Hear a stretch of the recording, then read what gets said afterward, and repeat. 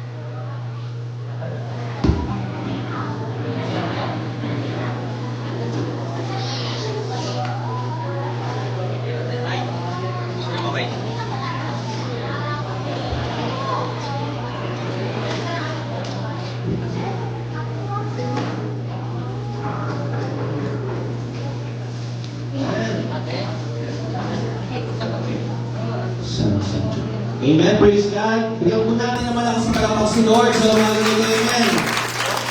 Bigyan ng malakas na palakpak sa umaga nito. Hallelujah. Come on. Let's give God an offering and praise to Jesus. Bigyan ng malakas na palakpak sa Panginoon. Amen. Hallelujah. Praise God. Sa umaga po nito, alisin natin sa ating mga mukha, simangon, bigat na aura. Amen. Tingnan mo yung katabi mo, tapitin mo siya. Broses. Umiti ka naman. Ayan. Amen. Hallelujah. Piling ko yung iba hindi nakapag-alusan. Praise God. Amen. At sabihin mo sa iyo, kabila naman na masaya ako at dito ka ngayon. Amen. Hallelujah. Praise God. Hallelujah. At kung makalimutan yung mga bata po pala, pag-pray po natin sila before they go to the children's church. Sige po, tawagin po natin sila. Mga kids, come on, let's pray blessings to them. Every Sunday po natin gagawin yan. I-bless po natin yung mga bata. Dito po tayo. Bata ka pa rin eh. Dito tayo. Kasi ako dyan. Sige, dito. Ayan. Ayun, kay Samsam. Kay Samsam. Yan. Okay. Ayan, okay. Yan. Lalo mga habol, okay.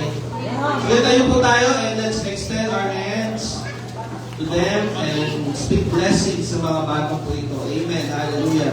Praise God. Lord, we pray for these kids, Father God. Hallelujah. Hindi po kami magsasawang manalangin para po sa next generation, Father Yes. God. That's why, Lord, we pray for these kids na lagi po silang gabayan, Panginoon. Give them wisdom, Lord. Hallelujah.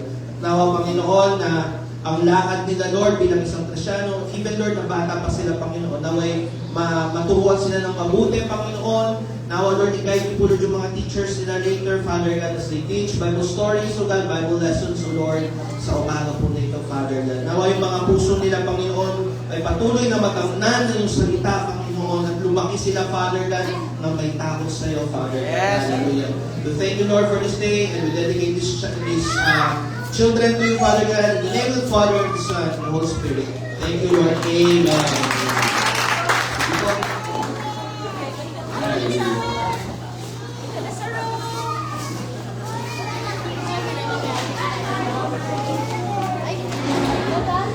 Praise God. Sige po, let's settle down. Ay po na.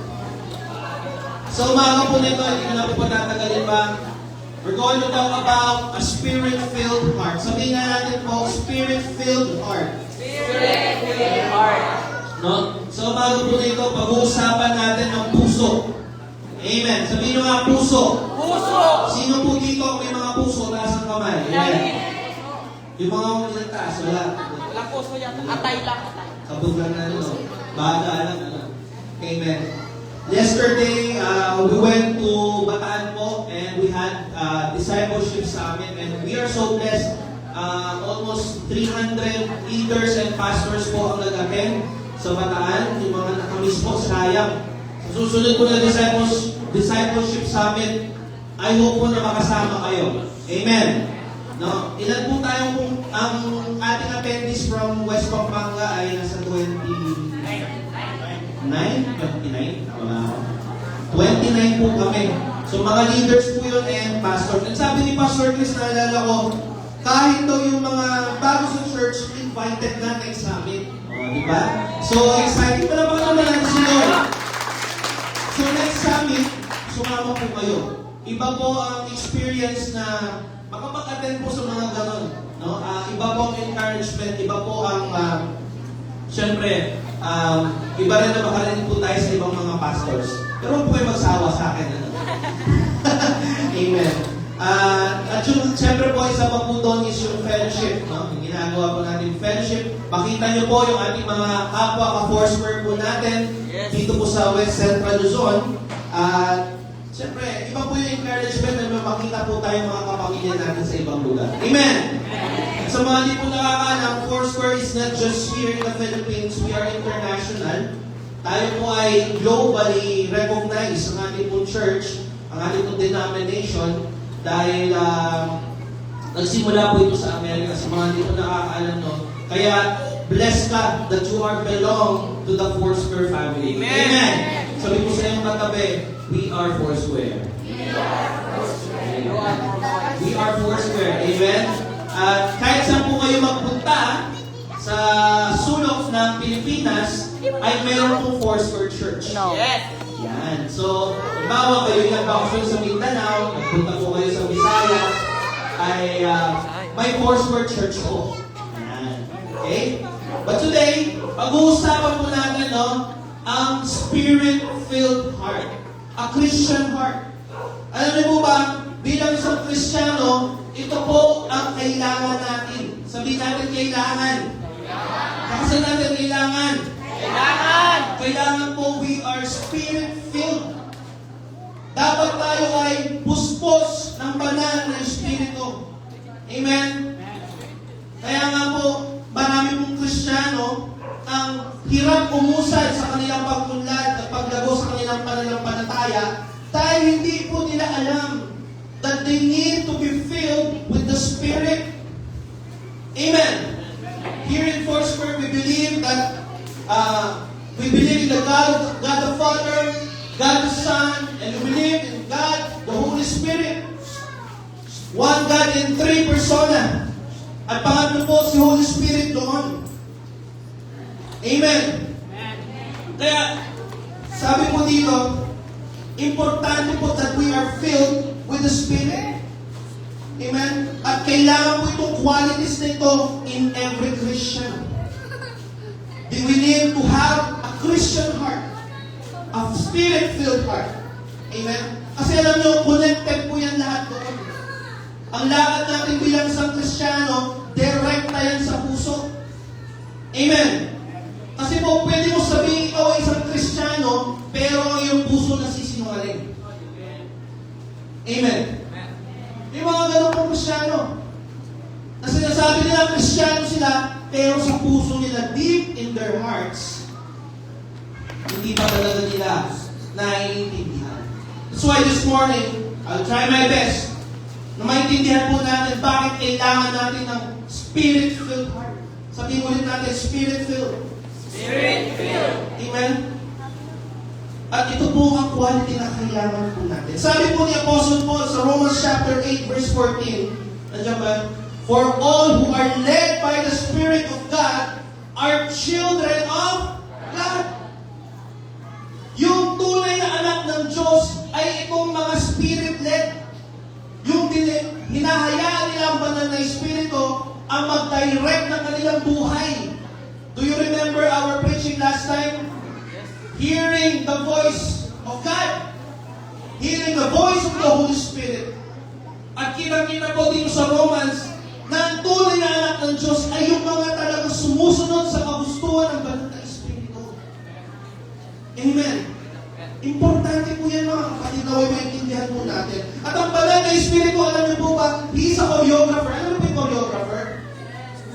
Sa mga sumasayaw, choreographer, yan po yung nagtuturo sa pagsayaw. Siya ang sinusunod. And in our Christian life, the Holy Spirit is the one who designs. He is the one who arranges, and He is the one that directs the flow, not only on our lives, but also the ministry flow of the church. Kaya napaka-importante po ng banal na Espiritu. Kasi itong nagda-direct. Nakakita na po ba kayo ng isang successful na movie na walang nag-direct? Wala, di ba? Nakakita na po ba kayo ng estudyante na hindi sumunod sa instruction na pumasa? Wala pong ganun. And the Holy Spirit is the one who decides. He's the one who arranges us. And He's the one who directs the flow. Tandaan niyo po, hindi yan po sa buhay natin. Pati sa ministry po natin. Amen. Kaya alam niyo po yung mga leaders ng church na ito, I'm speaking to the leaders. Kailangan Spirit-filled po tayo. Kapag tumatayo tayo sa harapan, hindi lang dahil sinabi ni pastor, hindi schedule ka lang, but we are here because we are filled with the Holy Spirit. Ang nag-lead sa'yo, pumunta sa church para maglingkod, mag-serve sa Panginoon, hindi dahil gusto mo, hindi dahil sinabi ng girlfriend mo, maglingkod ka. Hindi sinabi ng asawa mo, sige mag-serve ka, ikaw na lang. Tapos na ako dyan eh. Ikaw na lang. May graduation ba sa paglilingkod sa Panginoon? Wala. Paglilingkod po natin sa Panginoon, walang expiration. Amen. And that's why, sabi ko nga, sa lahat po na naglilingkod, sa lahat po ng mga Christian, importante who are led by the Holy Spirit. It is because the Holy Spirit transcends our own ability and it empowers us by transforming our inability. Yung mga hindi po natin kaya gawin, nagagawa po natin because we are transformed by the Holy Spirit. Amen. Pansinin niyo po ang mga nakakilala sa Panginoon. Alam niyo po, once na nakakilala po tayo sa Panginoon, ang Holy Spirit nananahan po sa atin. At makita mo yan, magugulat ka. Yung mga tao tumanggap kay Yesu Cristo sa kanilang puso, yung mga totoong tumanggap, makikita mo talaga ang pagbabago. At hindi nila kakayanin yung kasilalan. Amen. I believe na meron po tayong moment sa buhay natin na tinanggap natin si Jesus Christ, iba ang naramdaman natin. That is the Holy Spirit. At yun yung magbabago ng puso natin, kapatid. Magugulat ka, yan yung nagtatransform. Kapag hinayaan mo, banal na Espiritu ang direct sa'yo. Amen. Kaya kapag may mga Kristiyano po tayong makikita na parang hindi makita sa buhay nila ang pagiging Kristiyano, hindi halata na Kristiyano sila, maybe they're not directed by the Holy Spirit. Amen. Yan po ang trabaho ng banal na Espiritu. One of the great example na ginamit po ni Yesu Cristo is the disciples of Jesus. They were praying behind closed doors in Jerusalem. Naalala niyo po yung day of the Pentecost? Nung na-receive nila ang banal na Espiritu, sila yung nagsalita ng iba't ibang lingwahe, walang makaintindi sa kanila, at yung mga nakarinig sa kanila nagulat. Nag-speak in tongues sila. And they were amazed na, bakit ito marunong mag-Griego? Bakit ito marunong mag-Ingles? Siguro doon nagsilabasan yung iba't ibang mga lingwahe that time. And they were worshiping God. They were baptized with the Holy Spirit yung araw po na yun. It was because of the heavenly power, the Holy Spirit power, and it changed the world. Kung wala po ang banal na Espiritu sa mga disipulo ng araw na iyon, hindi nila tinanggap ang Holy Spirit, hindi naman po makakarating ang gospel dito sa atin. Amen. Amen? Hindi natin yung ma-receive, but because of the power of the Holy Spirit, they have the Spirit-filled heart. Umabot po ang gospel sa atin. Amen. Amen. Nung natanggap po nila ang banal na Espiritu, they went from being afraid to being fearless. Yung takot nila sa pag-share ng gospel, nawala sa puso nila. Sino po dito yung hindi takot na ipagkalat ang magandang balita sa atin? Ang tunay po ng Kristiyano, hindi po takot i-share ang gospel kahit kanino. Ang magandang balita. And that is what happened to the disciples. Nawala yung takot nila. Isipin niyo po yung araw nito, ng Day of Pentecost. Pinagbabawal ng time nito na banggitin ang pangalan ni Jesus. But because of the power of the Holy Spirit, natanggal yung takot na yun. Wala silang takot. Hindi sila nahihiya. They are proud that they are followers of Jesus. Hindi sila nag-alinlangan na i-share. Nakita niyo po paano namatay yung mga disipulo? May pinugutan, may pinako na pinako sa krus. Hindi lang po si Jesus ang pinako sa krus actually. No? Patiwarin pa, merong hiniwa sa gitna, ganun kabrutal, sinunog sila. But they are not feared to share the gospel. Again, because they have a heart who is Spirit-filled. They have the power of the Holy Spirit. Amen. Amen. Kung gusto po natin lumago ang iglesia na ito, kailangan wala tayong takot sa pag-share ng gospel. Amen. I-review niyo po yung sarili niyo sa tagal niyo po sa simbahan, ilan na ang sinira mo ng gospel? Ilan na ang dinala mo sa church? Nawala na yung magdadafor natin eh. Bakit? Siguro kailangan natin ma-feel ulit ng Holy Spirit. Ako na naniwala ako na minsan hindi natin napapansin yan, mga kapatid. Alam niyo bakit nawawalan ng gana sa pag-church at isang Kristiyano? Kasi nalalayo siya sa presensya ng Panginoon. Kaya sa araw na ito, I want to share this. Kailangan natin na mag-feel tayo ng banal na Spirit. Amen. Hallelujah. John chapter 14, verse 14 to 15 na ba yan? Hallelujah. Ang sabi po dito, I will pray the Father, and He will give you another helper, that He may abide with you forever, the Spirit of truth. Sabi po yan sa John chapter 14, verse 14 to 15. Yun po ang iniwan ng ating Panginoon siya umakyat sa langit, yung helper na yun. That helper is the Holy Spirit. Hindi naman po natin kakayanin na mag-share ng gospel, maglingkod sa Panginoon ng ating sarili kakayanan lamang. Yung tao kaya ang daming errors, ang daming problema.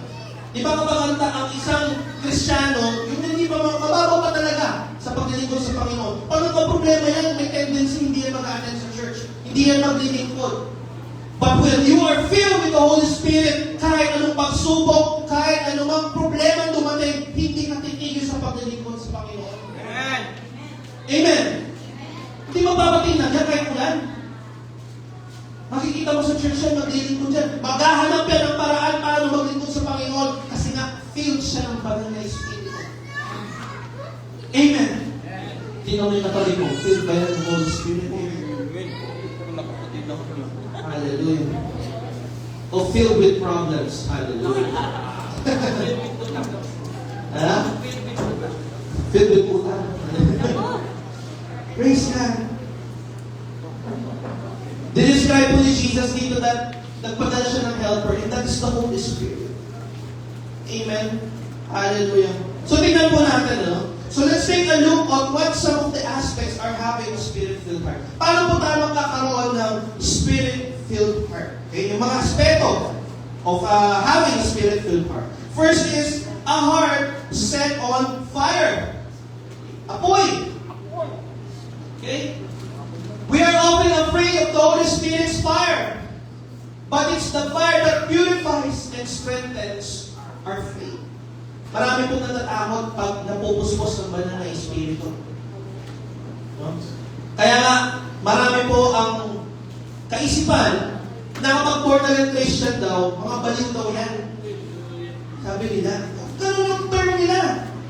Kasi pag nakita daw nila, pipray, umiiyak daw sila, nagsasalita ng kung ano-ano, but they don't know.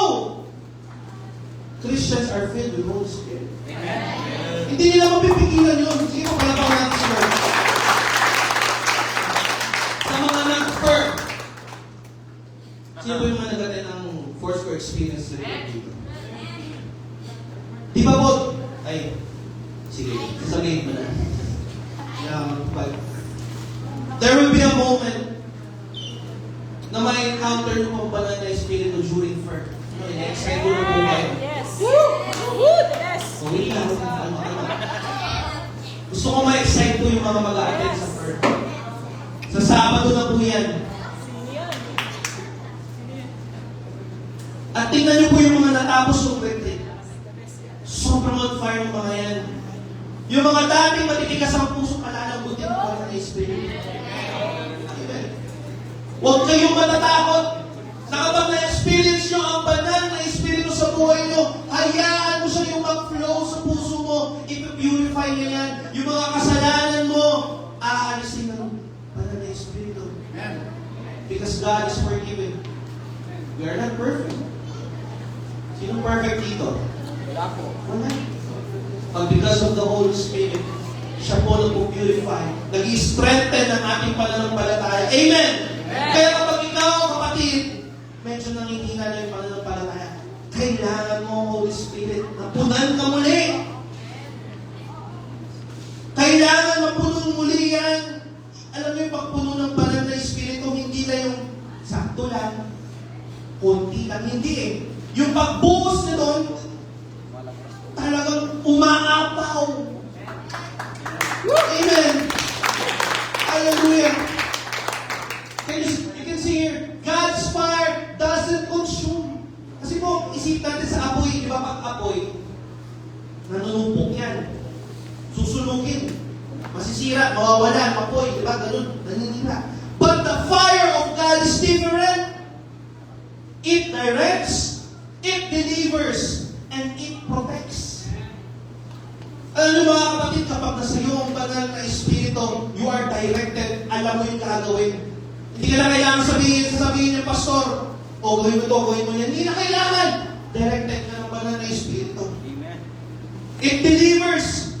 Siya po nag-aalis ng mga agam-agam natin sa puso, yung mga pag-alinlangan natin sa ating puso, yung mga kabigatan natin sa puso. Yung apoy ng banal na Espiritu ang nag-aalis po niyan. Amen! Amen! Holy Spirit fire directs. See? Exodus chapter 3 verse 2. There the angel of the Lord appeared to him in a blazing fire from the middle of a bush. Nalala po ito si Moses? Nung kinatagpo siya ng Diyos, nagpakita ang ating Diyos sa pamamagitan ng isang naglalagab lang na anong Tagalog ng bush? Halaman. Sige, halaman na lang. At kung makikita nyo, hindi naman na-consume yung, hindi siya nasunod talaga. But it is the power of the Holy Spirit that time. It's the power of God. At doon, sa moment na yon, nagbigay ng direksyon ang Diyos kay Moses. Diba? Nagbigay siya ng direction. If you go to read Exodus, on the later verses there, nagbigay ng direction ang Diyos kay Moses. Kung anong gagawin niya. Kasi Moses is a leader. He is leading the Israelites. Kaya, nakikita na po yan. Acts chapter 13, verse 2 and 4, appoint Barnabas and Saul for the special work sent out by the Holy Spirit. Nung pinadala si Barnabas at Saul, sila ay hindi dinirect ng kung sino man, but they were directed out by the Holy Spirit. Amen! And I believe, yung mga church planter po natin, pag sinesend out yan, hindi yan sinend out ni pastor lang. They were sent out by the Holy Spirit. Amen. Hindi po kaya madaling mag-mission. Subukan niyo pong sumama. It's not easy. Imbis na matulog na lang, pahinga. Diba? Sarap tayo magpahinga na after the service, Sunday service. Oo yan. Happy. Pag nakuha mo na yung tulog mo ng alauna, Lamig tayo. sarap. But because these people are directed by the Holy Spirit, di yan matutulog. Magsisipag yan, huwag ng church natin, mag-mission yan. Amen. Hallelujah. Yung mga nag-outreach sa mga bata, yung mga nag-square group, yung pumupunta dito sa church para maglinis, kahit mag-isa si Sister Emma. Ito yung ikaw, Sister Emma, nag-bless mo sa kanya. Kahit mag-isa lang po siya. Tapos kasama niya, Sister Stephanie, no? Yes. Yung mga gumagawa ng mga kung ano-ano po natin dyan, yung pintukan natin, ginawa po yan, pag-aayos dito sa... Yung mga ginagawa, I believe that the Holy Spirit is leading you to do that. Ba't naman kayo makaka-concern dito kung hindi naman kayo ba guided ng Holy Spirit? Napapagod ka lang? But because again, katulad ni Barnabas and Saul that time, they were sent out by the Holy Spirit. Because the Holy Spirit fire directs. Amen! May apoy. Ito yung nagbibigay ng passion sa atin para maglingkod sa Panginoon. Amen! Hallelujah! And the Holy Spirit, mabigyan po natin dito, the Holy Spirit fire delivers. Amen? We'll go to the next slide. Yan. Isaiah chapter 43 verse 2. When you walk through the fire of oppression, you will not be burned. Hallelujah! Because iba ang may presensya ng Panginoon sa buhay na. 2 Corinthians chapter 3 verse 17, wherever the Spirit of the Lord is, there is freedom. Kung gusto mong maranasan ang kalayaan sa buhay mo, the Holy Spirit is there for you. Amen. Hallelujah. Ang kalayaan, tunay na kalayaan ko nandoon. Amen. Hallelujah. And letter C. No? Bilis ang oras naman. Holy Spirit fire. The Holy Spirit fire protects. Sabi ko nga po kanina, ano yung una kanina? Saan yan? Okay, the Holy Spirit is directs. Okay? Next, the Holy Spirit fire delivers. And the Holy Spirit fire protects. Nagpo-protect ako ito. Zechariah chapter 2 verse 5, I will be a wall of fire around it, declares the Lord, and I will be its glory within. Wow! Kapag nandyan po ang banal na Espiritu sa atin, yan po na po-protect sa atin sa mga masasamang bagay. Amen! Marami po ang naririnig ng mga testimony na may mga inaudible voice na nagbubulong sa kanilang mga tenga na huwag mong gagawin yan, pigilan mo yan. And at that moment, kung sinusunod po nila yung mga pagkakataon na ito, nagugulat sila. Yung pala yung protection ng ating Panginoon.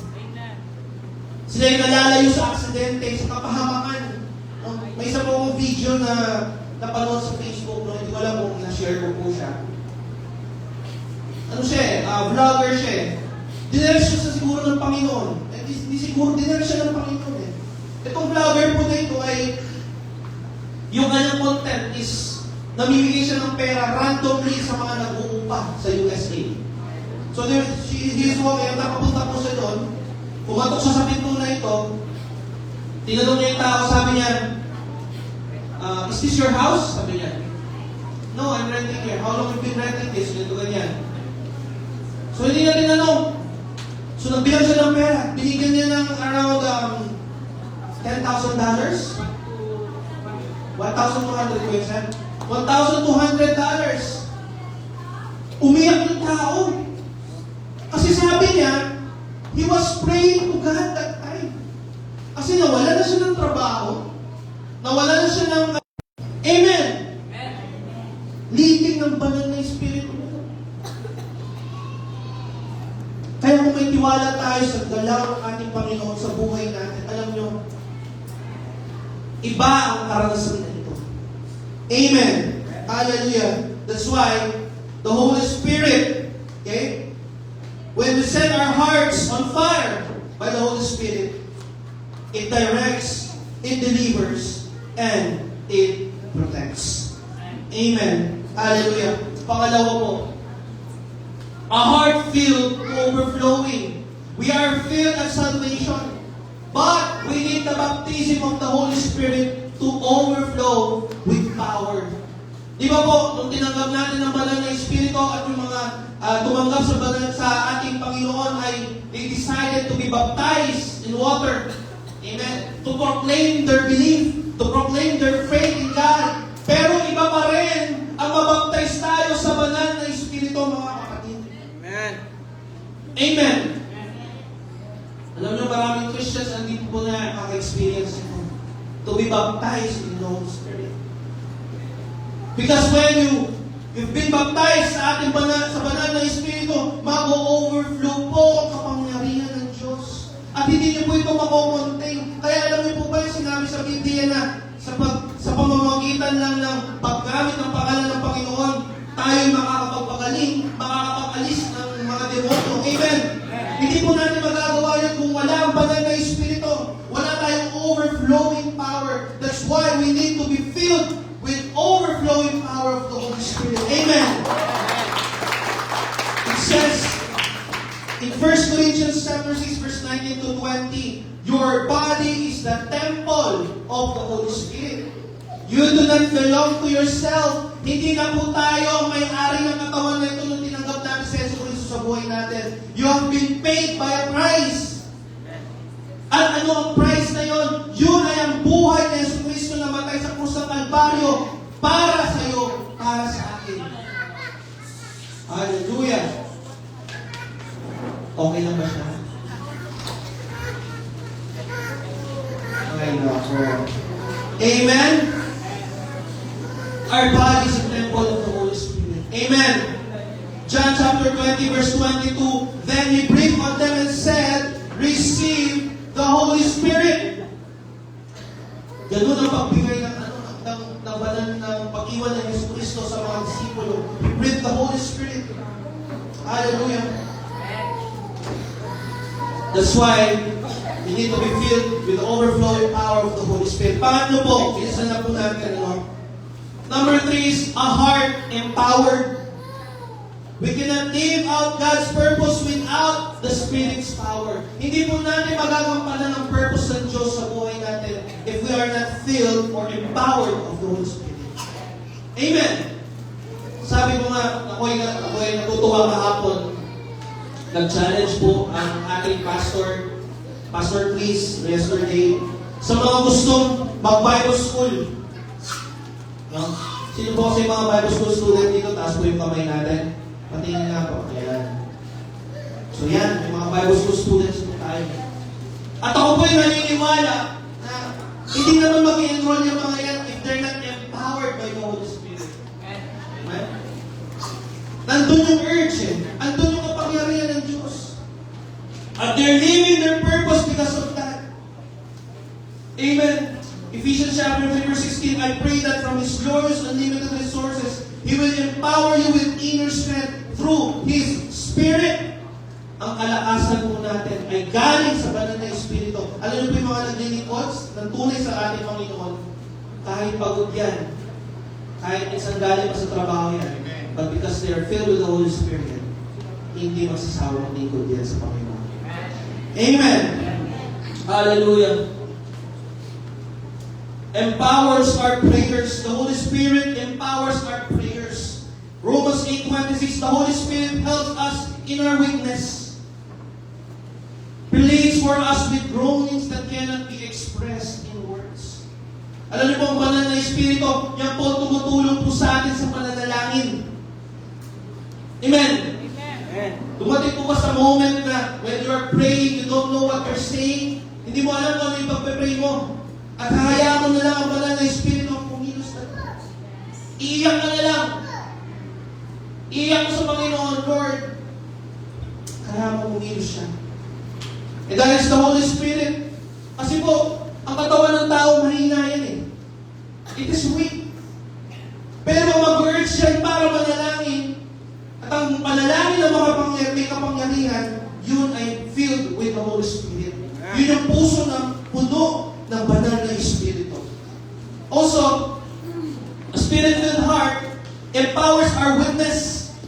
Ito po, napaka-importante po nito.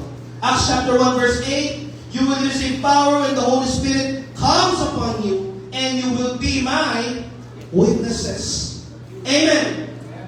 Kaya yung tunay na disciple ng Panginoon, filled yan ng Holy Spirit. And when you are filled with the Holy Spirit, you will be witnesses.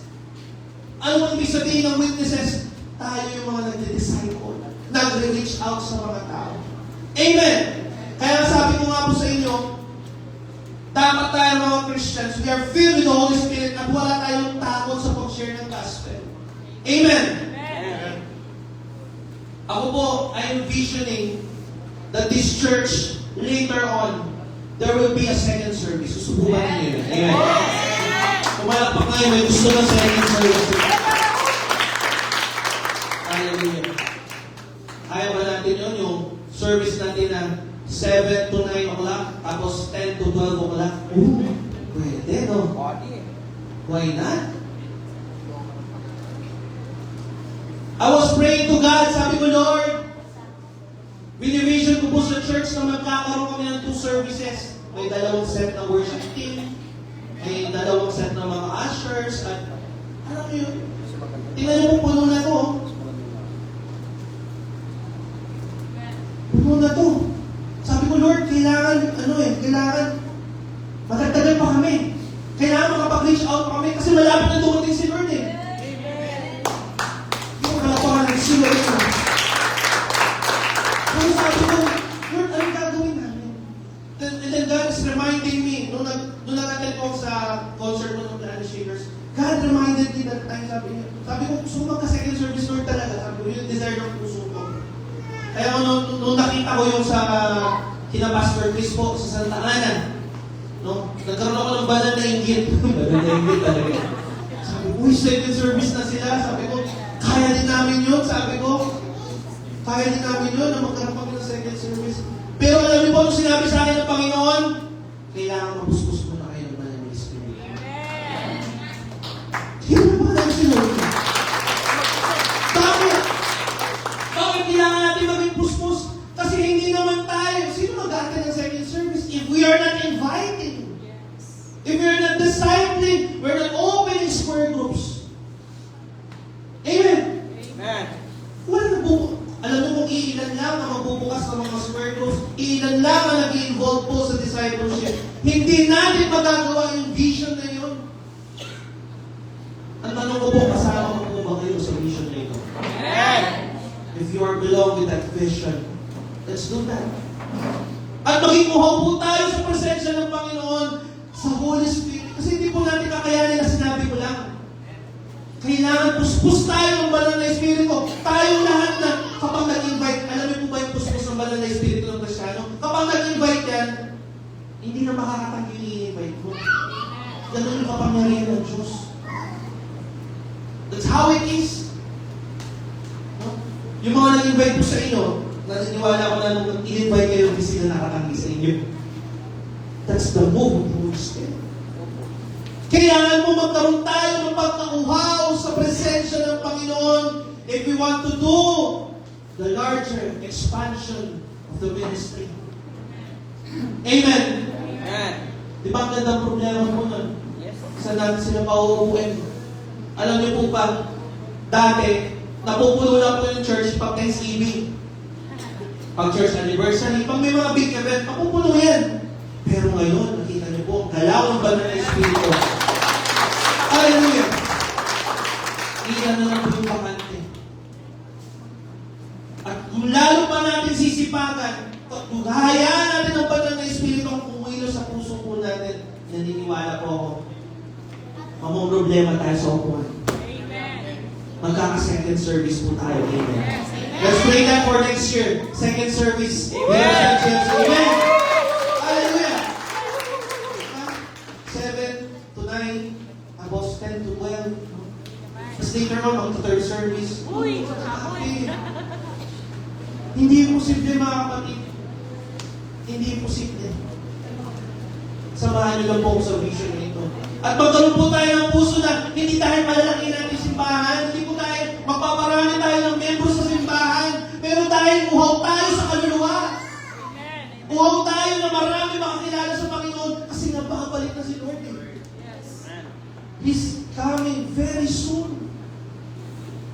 Ang dami na pong mga senyales na nakikita sa mundo. Marami na actually. Patindi ng patindi actually. Matagal na yung mga signs na yun. Kaya kung di po natin bibilisan, huwag na po tayong pahuhuli. Sabi mo sa katabi mo, huwag kang pahuhuli. No? Yung mga hindi pa po nag-attend ng FER, mag-attend po kayo. Huwag kayong kaway.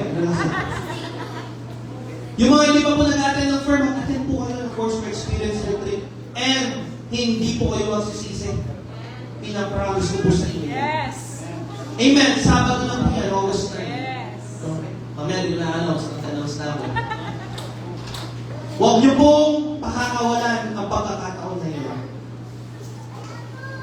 Makakatulong po yun to empower us. Amen!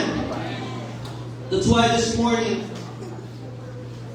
ang tanong po ba, ang tanong ko sa inyo, handa ka bang tanggapin ang buhos ng banal na Espiritu? In our conclusion, ask and be filled.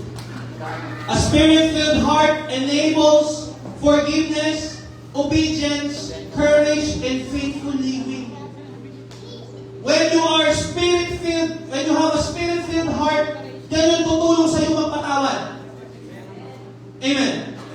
Yung mga mahirap patawarin, because you are filled with the Holy Spirit, magpapatawad ka. Amen. Kasi alam niyo po, minsan, isa sa hadlang sa paglilingkod natin sa Panginoon, yung unforgiving spirit. At sino ang maglilinis nun? Banal na Spirit. When you are Spirit-filled, madali ka nang sumunod kay Lord. Nandun ang obedience. When you are Spirit-filled, yung courage nandyan, yung tapang nandyan, na kahit mag-isa ka lang, gagawin mo. And when you're Spirit-filled, you'll be faithful in living. Nakita niyo po, the disciples were told to wait for the Spirit baptism even though they already had it. Tingnan po yung mga disciples, no? Bago po sila sinend out ng ating Panginoon, ano pong nangyari that time? Hindi naman agad na, sige, mag-spread out na yun, go and make disciples of no. Hindi po yun agad-agad ginawa. Ang ginawa mo na ng ating Panginoon, ibinaba niya ang kapangyarihan ng banal na Espiritu muna sa kanila before they were sent out to their mission. Kaya tayo pong mga nandito, before natin magawa yung second service, we need to be filled with the power of the Holy Spirit. Amen. Kasi kung alam ko, ang FGFC, magtutulong-tulong po yan. To build this church, to be an impact to our community. Amen. Para may lakas tayo ng loob mag-invite. Para may lakas tayo ng loob na gawin yung second service natin. Amen. Para may lakas tayo ng loob to disciple. Amen. To reach out the lost souls. That's why this morning I challenge you. Are you ready to be filled by the Holy Spirit? Can you all stand up? Hallelujah.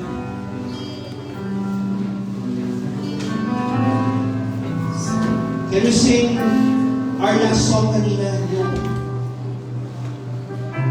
I came for you. We came here because of Jesus. Amen. Pumunta po tayo dito dahil sa Kanya. We're not here because of the church. Sama na yun. We're not just here because of aircon, good music. We're not just here for that. We are here because of Jesus. We came here because of God. Amen. Let's sing this song. Hallelujah.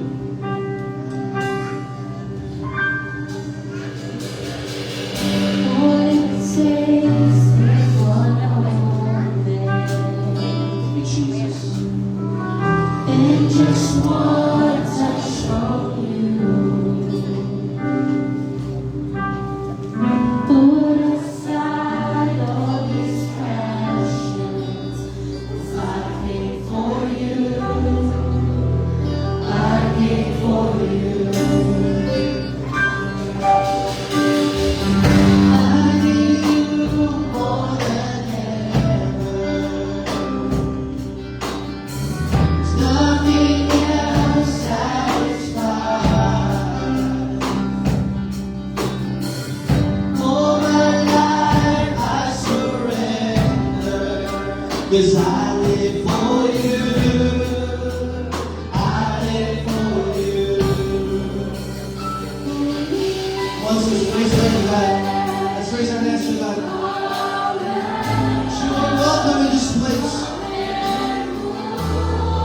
Upon this place, we desire. Let's desire this. And encounter once again. Holy Spirit. Holy Spirit. Holy Spirit.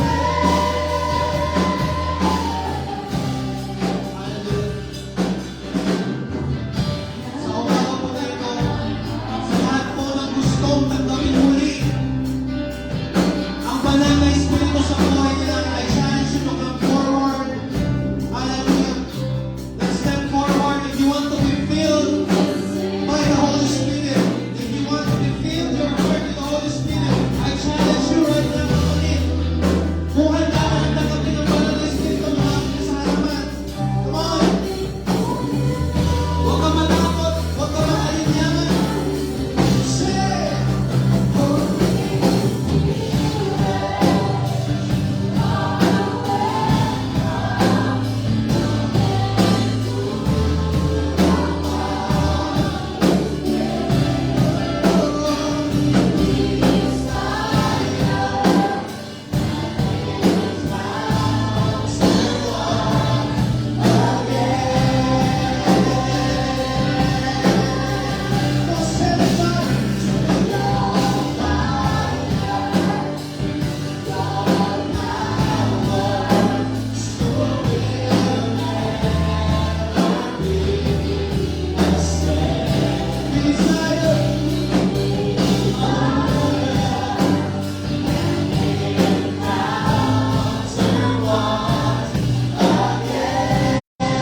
sa oras na ito, itikit mo yung mga mata mo sa Panginoon.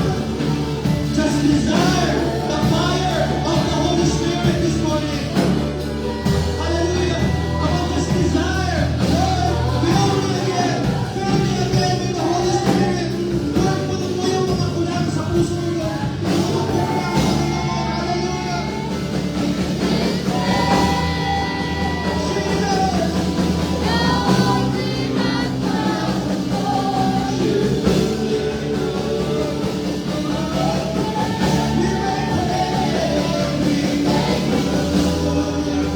Holy Spirit.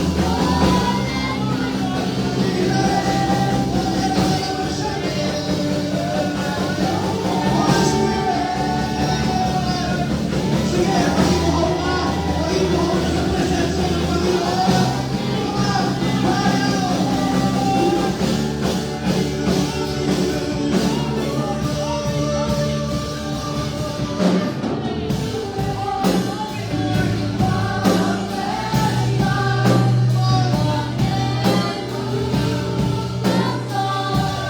This place we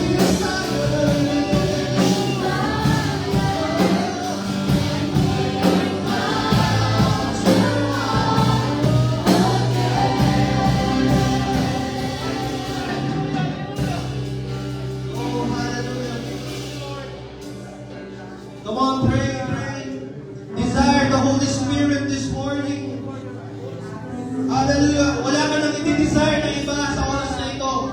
Ang i-desire mo sa oras na ito, mapunan ka ng banal na Espiritu. Hayaan mo ang banal na Espiritu ang kumilos. Hallelujah. Oh Lord.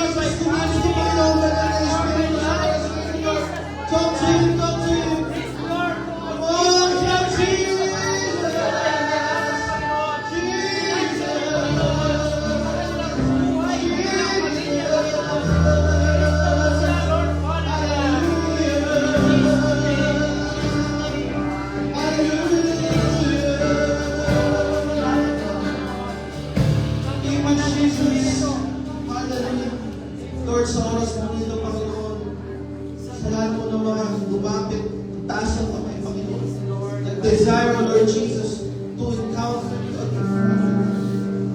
Father God, I pray for this people. Yung mga nagde-desire sa iyo sa oras na ito, Lord. Fill up us again. Lord, fill us up again, Panginoon. Yung emptiness, nararamdaman po namin, Father God. Fill us again, Holy Spirit. Walang mga kapunong iba yan, walang mga mundong mga bagay mga kapunong yan, kundi ang banal na Espiritu lamang.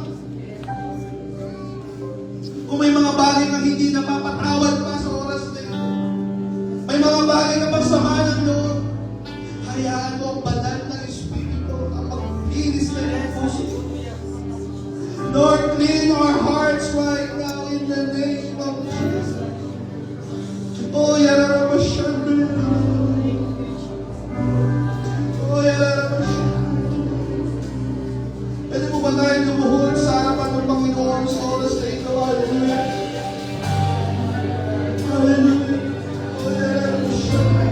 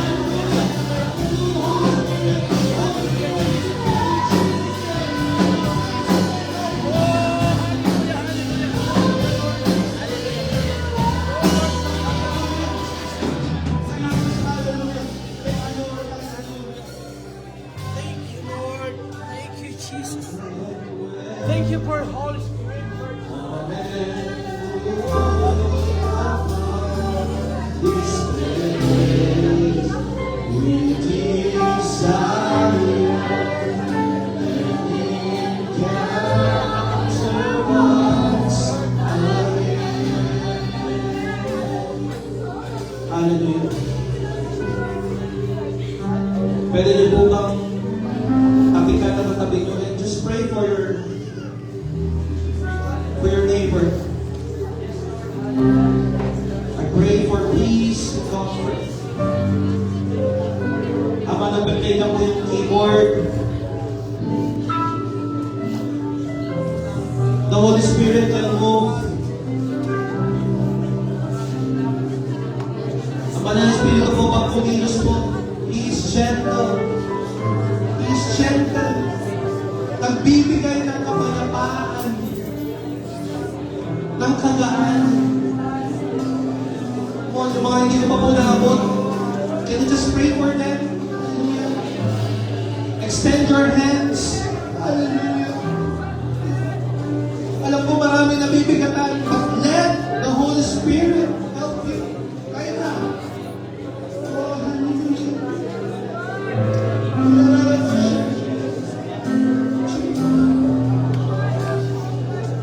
Holy Spirit. Lord, fill us again. Fill us again. Fill us again. Fill us again. Hallelujah, Jesus. Thank you, Jesus. Be filled.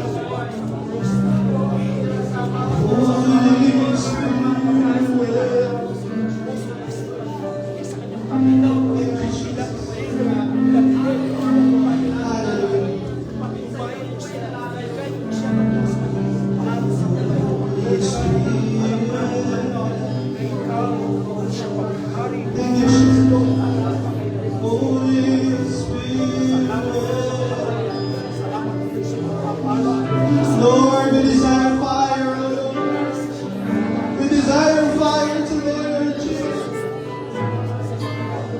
Hallelujah.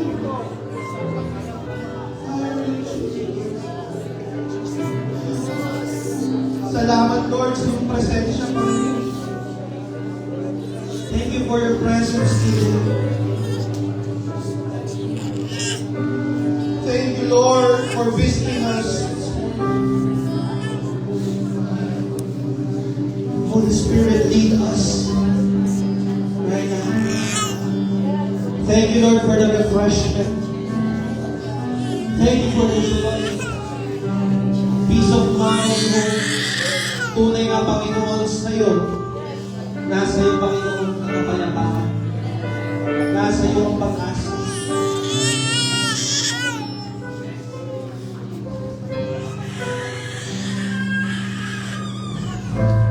Hallelujah. Thank you, Jesus. Father God,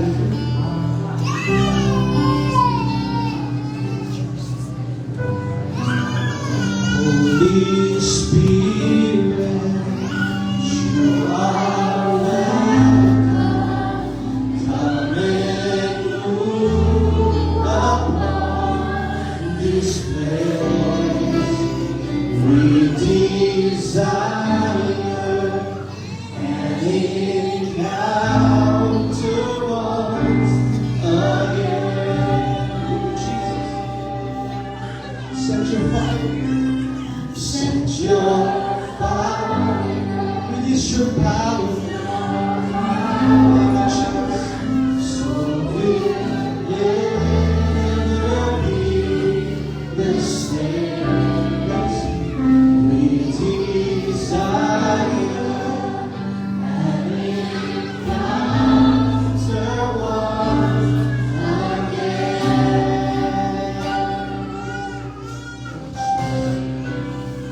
Holy Spirit. Thank you, Jesus. Holy Spirit. Thank you, Jesus. Lord, we thank you, Lord, for your presence today. Thank you, Holy Spirit, for filling us again today. Thank you, Lord, for removing our doubts, our unforgiveness, our disobedience.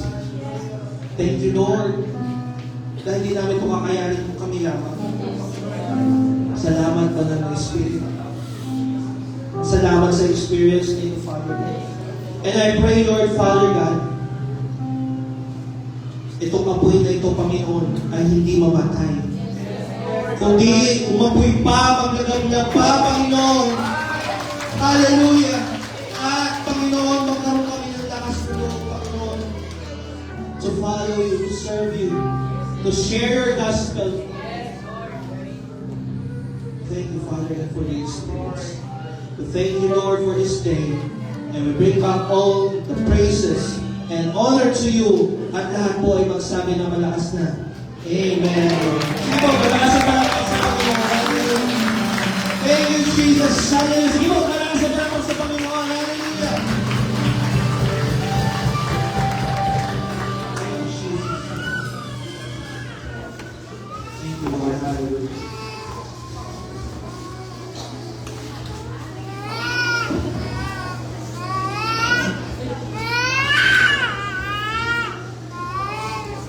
I almost forgot. Today's our communion. Praise God.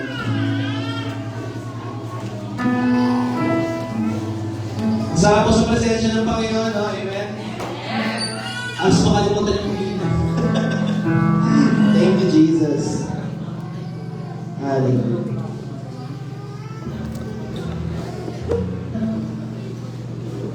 Thank you, Lord.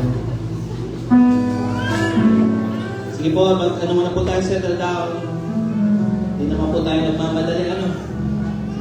It's okay, it's okay.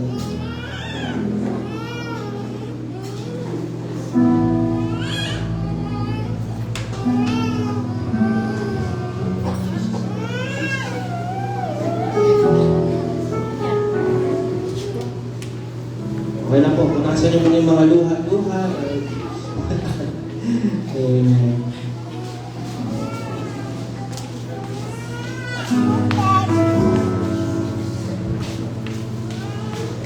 Every first Sunday of the month, we're always doing this, our first communion. Naway gawin po natin itong banal. So, as na ito, gawin po natin seryoso. Dahil ito po isang banal na gawain. Hallelujah. Can we all stand up? Thank you, Jesus. It says in 1 Corinthians chapter 11, verse 27 to 32, kaya ang sino mang kumakain ng tinapay at umiinom sa kopa ng Panginoon sa parang hindi nararapat ay nakakasala sa paggawa ng dugo ng Panginoon. Sapagkat ang sino mang kumakain at umiinom ng hindi kinikilala ang kahalaga ng katawan ng Panginoon ay kumakain at umiinom ng kahatulan laban sa kanyang sarili. Iyan ang dahilan kung bakit mahina at masakit ang marami sa inyo at may ilan ang namatay. Ngunit hinatulan tayo ng Panginoon dahil itinutugin niya tayo upang hindi tayo maparusahan kasama sa Diyos. Sa oras po na ito, as we take our communion, kung hindi niya pa po ito naiintindihan, ano po ang ibig sabihin ng communion, at hindi po kayo handa, okay lang po, no po kayo tumanggap ng communion. But for those who are prepared and ready, I will give some moment. Let's just close our eyes, talk to God, ask for forgiveness. Hindi po tayo nakapatawaran sa ating Panginoon before we take the communion. Hallelujah. Thank you, Jesus. We ask for forgiveness today, Father. In our hearts today, Lord Jesus.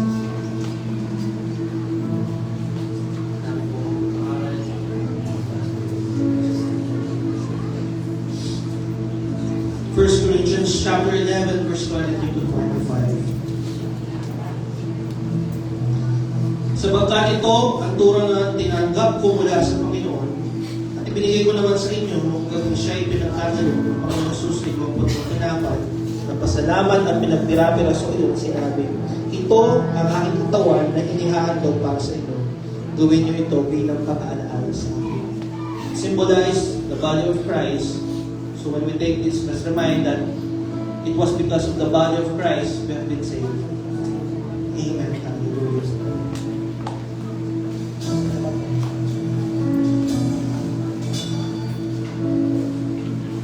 1 Corinthians chapter 11, verse 23 to 25, matapos maghapunan, lumampot din siya ng kopa at sinabing, ang kopang ito ang bagong tipan ng pinagtibay na aking dugo.